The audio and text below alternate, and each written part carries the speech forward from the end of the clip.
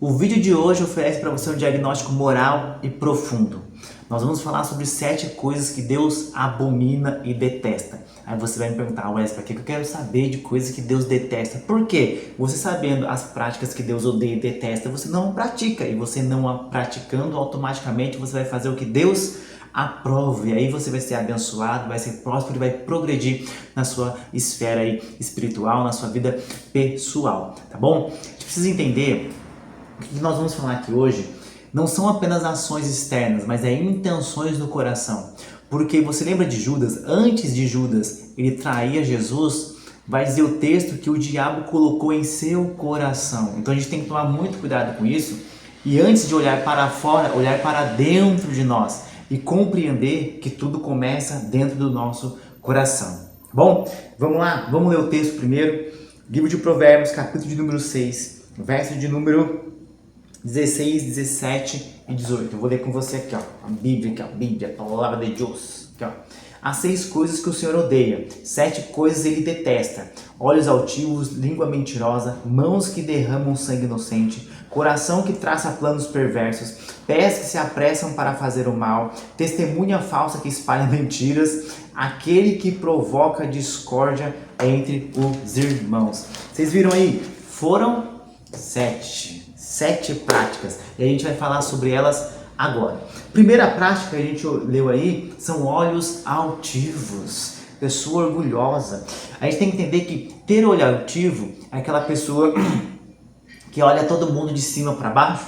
Sabe aquela pessoa que sempre olha todo mundo de cima para baixo?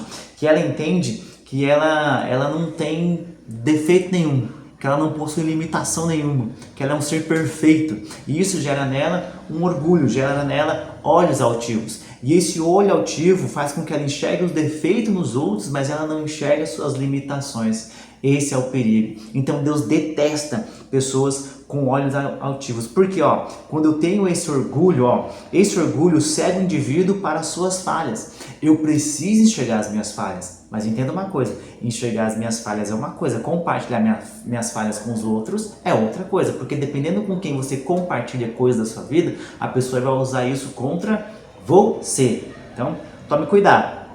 Então, quando eu tenho orgulho, eu não consigo enxergar as minhas falhas, os meus erros. E se eu não enxergo isso, eu não consigo consertar. E se eu não conserto, eu não consigo progredir. Então, eu não posso ter olhos altivos, eu não posso ser orgulhoso, porque Deus detesta isso. O que eu preciso ser? Humilde, manso. Compreender isso, tá bom? Seja humilde. O orgulho precede a queda e cega o coração. Pessoas orgulhosas não querem aprender. Pessoas orgulhosas só acham que eles nasceram para ensinar e não querem aprender nada. Então, quando Deus diz que ele detesta o orgulhoso, é porque nem ele quer aprender com Deus. Nem ele quer aprender com as Escrituras.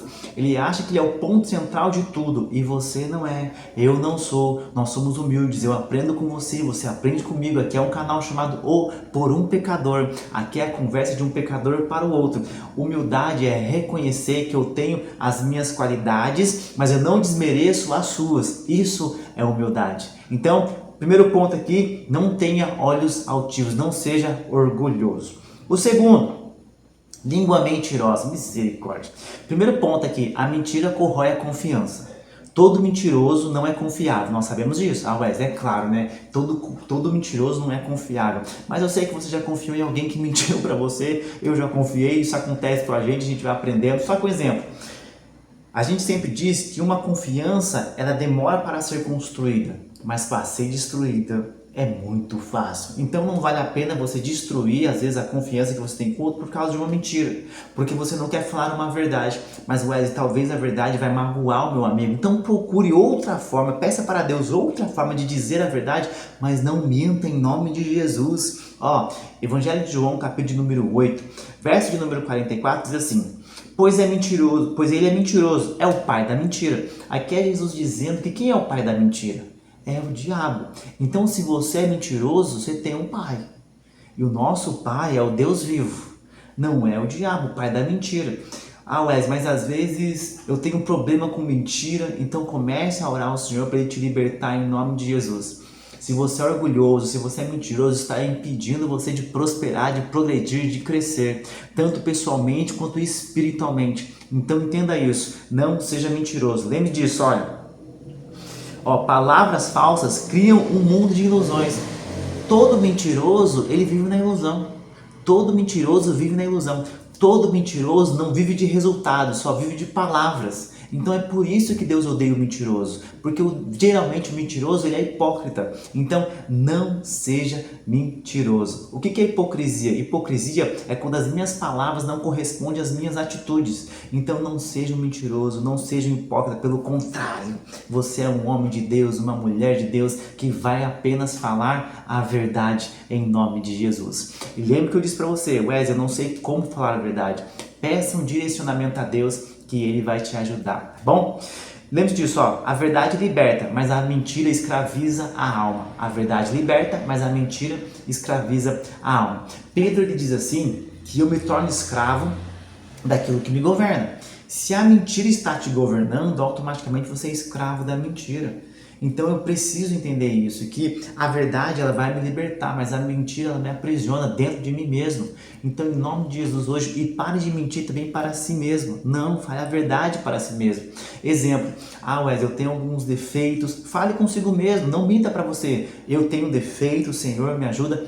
Não seja mentiroso nas suas orações, seja humilde, seja sincero com o Senhor sabe tudo o que acontece dentro do seu coração. Eu falo sobre isso no vídeo que eu gravei, porque nós devemos orar, bom? E eu falo sobre isso lá, seja sincero na sua oração, Deus sabe o que passa aqui dentro, Ele quer que a gente traga existência através de palavras verdadeiras, amém? Então, ó, não seja orgulhoso e não seja mentiroso. Aí o terceiro, ele diz assim, ó, mãos que derramam sangue inocente, misericórdia.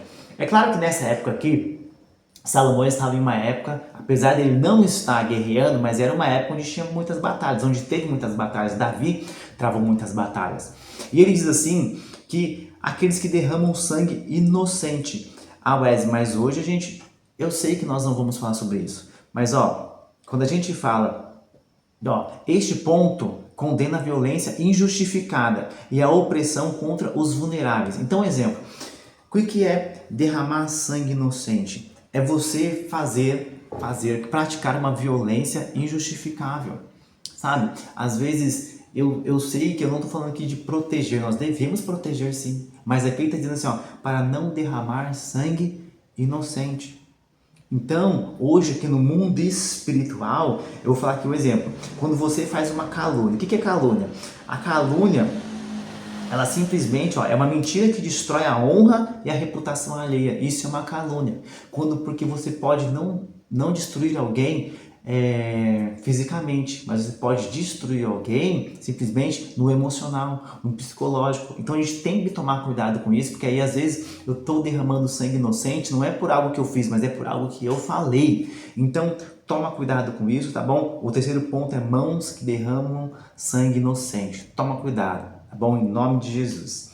Depois a gente fala aqui, o ponto aqui é que, a vida é sagrada e merece proteção de todos. Que a gente ainda está falando de mãos que derramam sangue inocente. Então, toda vida é sagrada. Toda vida é sagrada. Wesley, para mim, aquela pessoa que cometeu aquele ato, para mim, a vida dele não cabe a nós isso. Tá bom? Nós somos justos. Quem cometeu erros vai ter que pagar pelos seus erros, e a justiça do homem está aí para isso. A justiça também de Deus existe para isso. O que nós fazemos, eu não derramo sangue inocente, eu não derramo sangue de ninguém. Eu estou aqui para proclamar o Evangelho em nome de Jesus e ser justo. Então, é sobre isso, tá bom? Depois, o 4. Coração que traça planos perversos. Misericórdia.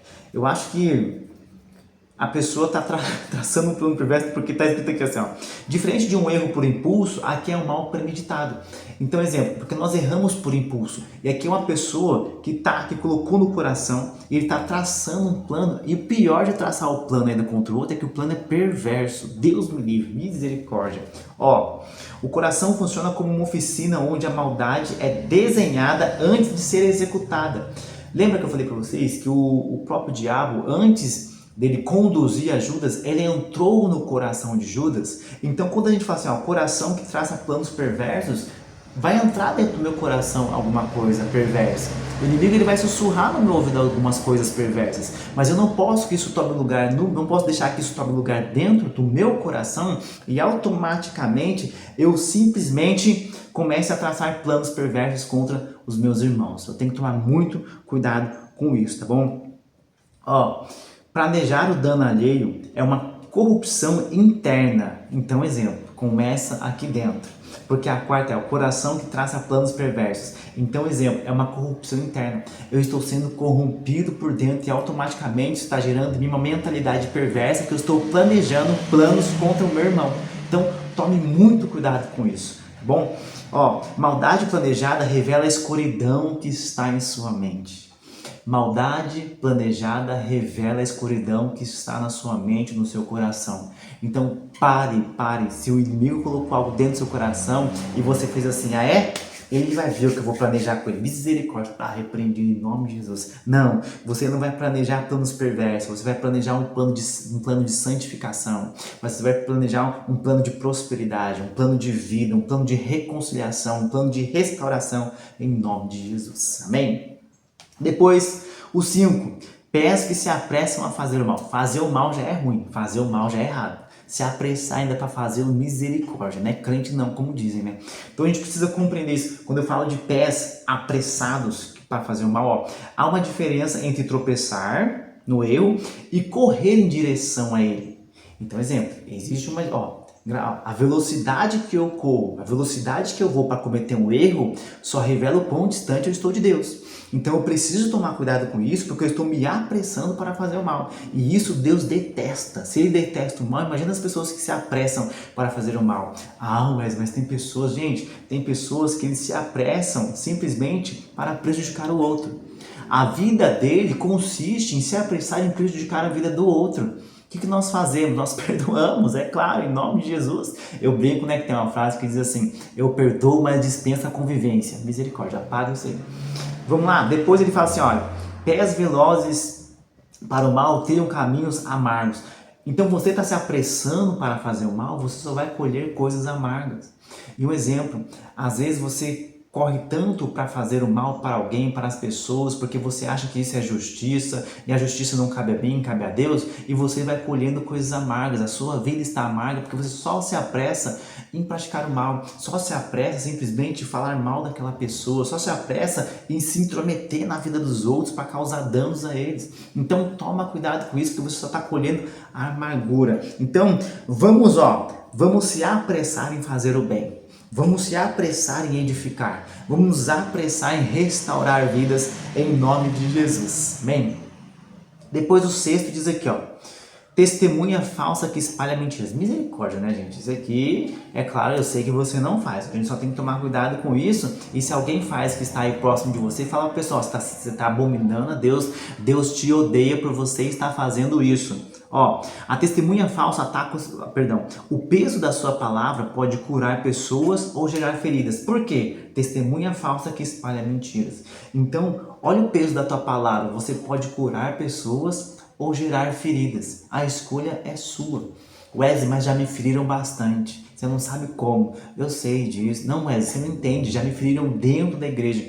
Eu compreendo isso. Mas olha aqui, não seja recíproco o que fizeram com você, pelo contrário, se te deram um amargor, você vai dar uma água doce em nome de Jesus. Então compreenda isso, não é porque te feriram que você tem que ferir os outros. Deus não te chamou para gerar feridas, Deus te chamou para você ser uma cura em nome de Jesus, tá bom? A gente fala aqui de um exemplo, quando a gente fala de calúnia, a gente tem que tomar muito cuidado, porque falsos testemunhos destroem a honra e causam ferimentos irreparáveis. Eu já conheci pessoas que a pessoa foi, caluniou sobre ela, falou isso, falou aquilo e simplesmente a pessoa nunca mais foi a mesma. Então nós destruímos vidas com as nossas palavras, então tem que tomar muito cuidado. E assim, gente, todo respeito, né? Às vezes, a gente está vendo aqui, que é o 6, né? Testemunha falsa que espalha mentiras. Então, além de eu ser uma testemunha falsa, eu estou espalhando mentiras. Eu tenho que tomar cuidado, por quê? Porque eu vou espalhar algo sobre você e depois eu vi que não era verdade, mas já causou aquele alvoroço todo, você já foi ferido. Aí eu chego e falo assim, você me perdoa? Aí você diz, eu perdoo. foi o que Jesus me ensinou, tudo certo, mas nunca mais será a mesma coisa. Então você tome cuidado com tudo que você espalha, checa a fonte e lembre-se disso. Você não foi gerado para falar mal dos outros. Você foi gerado para levar edificação para os outros. Então, um exemplo. Wesley, mas o que eu vou falar é uma verdade. Verdade que não pertence a você, não deve ser dita nem revelada, a não ser que a pessoa autorize isso. Compreenda. Verdade pode ser, verdade que não pertence a você não deve ser dita, a não ser que a outra pessoa autorize. Amém? Depois, a gente fala aqui, o sétimo, esse, o que provoca discórdia entre os irmãos. Deus me livre, piorou. O que provoca discórdia, essa atitude é a que Deus abomina. Deus abomina essa atitude. Por quê? Porque ela destrói a unidade, ela destrói o grupo, ela destrói o conjunto de pessoas que estão ali para adorar a Deus. E quando você fica semeando ali contendas entre os irmãos, discorda entre os irmãos, Deus está dizendo, não é possível. Jesus, meu Deus, mas eu chamei ele para edificar, ele está criando discórdia. Então a gente tem que tomar muito cuidado com isso, porque às vezes nós somos um instrumento de discórdia usado pelo inimigo. Então Deus está dizendo para você hoje, quem semeia brigas ataca diretamente o coração de Deus. Quem semeia contenda entre os irmãos ataca diretamente o coração de Deus. Talvez você faça parte hoje de um grupo da igreja, alguma coisa, do louvor, não sei, entendeu? E automaticamente você vê que tem alguém lá que sempre quer gerar contenda, que essa contenda acabe em você em nome de Jesus, que você seja um apaziguador, um edificador, que você fala, não, aqui não vai ter contenda não, esse grupo vai ser abençoado em nome de Jesus. A discórdia gera feridas emocionais profundas e duradouras, então tem que tomar muito cuidado com isso, porque aquilo que eu falo, aquilo que eu pratico, a discórdia que eu estou gerando entre os irmãos, vai gerar feridas na alma deles. Então toma muito cuidado, porque o que é gerar discórdia entre os irmãos? É eu colocar um contra o outro, e isso é muito perigoso, e Deus está dizendo que ele abomina quem faz isso. Wesley, como é que gera discórdia? Quando você pega uma pessoa e fala assim, nossa, o irmão falou de você isso. E o outro irmão, misericórdia, está repreendido em nome de Jesus. Deus abomina você por você fazer isso. Então o que eu faço? Eu não venho para trazer discórdia, eu venho para trazer bênção, eu venho para apaziguar, eu venho para trazer restauração. Eu profetizo em nome de Jesus que por onde você passar, pela igreja que você passar, pelo grupo que você passar, você não será o problema, você vai ser a solução. Amém. Semeadores de discórdia colhem solidão e miséria espiritual. Quem vive semeando discórdia entre os outros, colhe isso.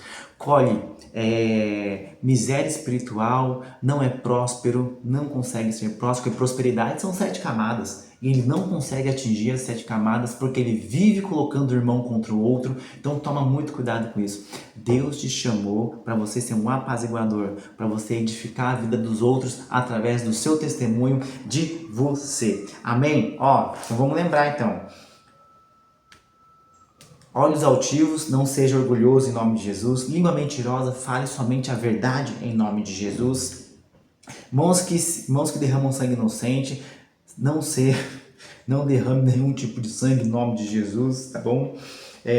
Coração que traça planos perversos, não deixe o inimigo entrar dentro do seu coração para que você trace planos perversos, pelo contrário, deixe o Espírito Santo te conduzir para você traçar planos que abençoe a vida sua e a dos outros, tá? Peço que se apressam a fazer o mal, vamos correr apressadamente só para fazer o bem, em nome de Jesus. Testemunha falsa que espalha mentiras, nós vamos testemunhar e espalhar o Evangelho de Cristo em nome de Jesus e curar pessoas de feridas emocionais, eu creio nisso, e também curar pessoas de doenças físicas, eu creio nisso em nome de Jesus, tá? E 7 aqui, o que provoca discórdia entre os irmãos, não seja... Deus não te chamou para provocar discórdias. Deus não te chamou para você provocar brigas. Deus te chamou para você ser um apaziguador, um edificador e ter unidade. Unir pessoas de um propósito, que é espalhar o Evangelho, fazer o nosso melhor nessa terra, que em breve Jesus voltará e quer encontrar você simplesmente buscando Ele. Tá bom? Entenda isso. Esse foi o vídeo de hoje. Antes de tudo, eu vou te pedir, Se inscreve aí no canal, curte, compartilha, comenta. Você que ajuda esse canal a crescer, você sabe que aqui a conversa é de um pecador para o outro. Então, em nome de Jesus, curte, compartilha e até o próximo vídeo. Se inscreva, hein?